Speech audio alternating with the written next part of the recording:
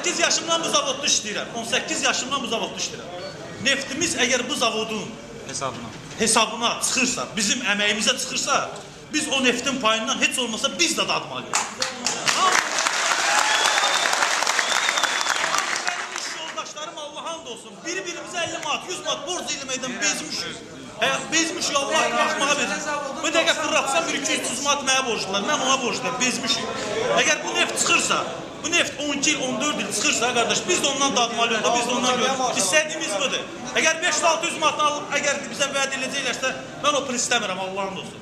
Çıxardır, çıxartsın, bezmişəm. Çıxartsaman oğlanam, 222 manat ipoteka verirəm hər ay. 400 manatlı, 450 manatlı maaş alırım.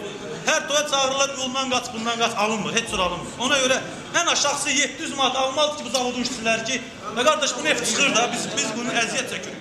Hər gün qara metanın üstündə kəs, doğra, vır, yapışdır. Evə gelirsən, bütün qara tökürsən. Qardaş, biz kollektivi, valla bu zavod kimi, Allah'ın da olsun. Gəlib geliblər bir ayın işini deyiblər 15 günə, gecə gündüz yanmadan işləmişik. Biz bunu istiyoruz, vəssalam. Daha başqa söhbət nəyə lazım?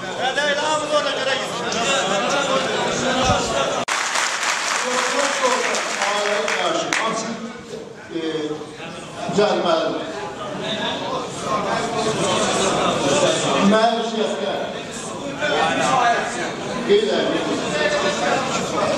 sosial sorunlar bilir. Məsuliyyət. Bir də ki, bütün fəhlələrin maaşı dollarla yox, Azərbaycan valyutasından ödənməlidir. Səbəbimiz budur. Hamıcı təkliflərlə razıdır.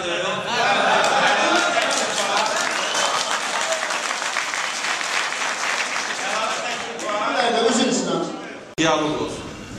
Var elə adamlar ki, mən artıq zaldımları sezirəm.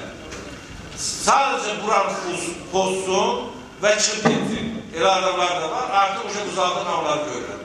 Ona görə də xahiş edirəm, bu adamlar bilinir, kimlərdir onlar və bu insanların ümumi istədiklərinə mani olmasın.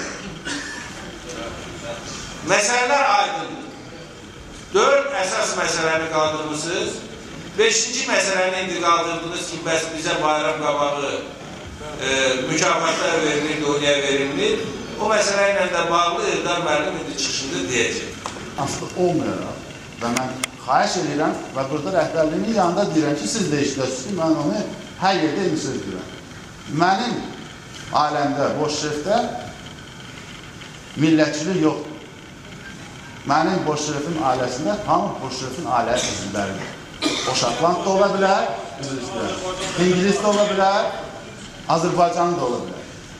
Burada işçi var, onun rəhbəri var, rəhbərin rəhbəri var. Əgər bunların münasibətlərində nizam-intizam normaları aşırsa, yoxdursa, o böyük bir səhvdir.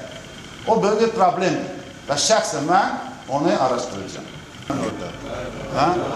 Gəlirəm cexlərə, danışıram sizdən. Yeganə çubuq cexində gün mən dedim ki, mən oraya getməmişəm. Bəli, çubuq cexində bizdə 60 nəfər adam çalışır. Oraya mən getməmişəm. Ona görə ki, mən sizə bir şey izah edim, siz də onu artıq başa düşməlisiniz. Dərk eləməlisiniz. Bunu dərk eləməmiş, heç bir problemimiz həll olunmayacaq. Bu müəssisə biznes müəssisəsidir. Dövlət neft şirkətinin qurumu biznes müəssisəsidir. Biz elə eləməliyik ki, bu müəssisə xeyirlə işləsin və bu xeyrin, müəssisənin xeyrin biz sizinlə şərikliyinə bir ailə kimi böləcək. Bugünkü gündə mən sizi bura toplayanda və orada danışanda sizinlə bir sual verdim sizə. Biz hamımız başa düşürük axı, bugünkü gündə işin xəcmində 5 nəfər tələb olunan işçilərin qarşısında 15 nəfər işçimiz var. Elədir, elə deyil. Amma bilir bunu, yığışanda birinci gün mən təklif elədim. Necə eləyir? 5 nəfər saxlayaq və onların maaşlarını elə səviyyəyə qaldıraq ki, qardaş orada bir yaxud deyirdi ki, 200 manat, 100 manat, 50 manat toya gedəndə xeyrə şərə borc götürməyək, 10 nəfəri də qoyaq bayırda. Amma birbaşa dedi, yox, mən də sizinlə razıyam. Mən ilin əvvəlində sizi toplayanda söylədim sizə ki, bizim qarşımızda çətin il durub. Demişəm o sözü. Bəzi zarafatlar da gəlirdi o tərəfdən ki, nə deməkdir o? Çörək olmayacaq, yox, çörək də olacaq. Yağımız da olacaq, ətimiz də olacaq, iş də olacaq. Amma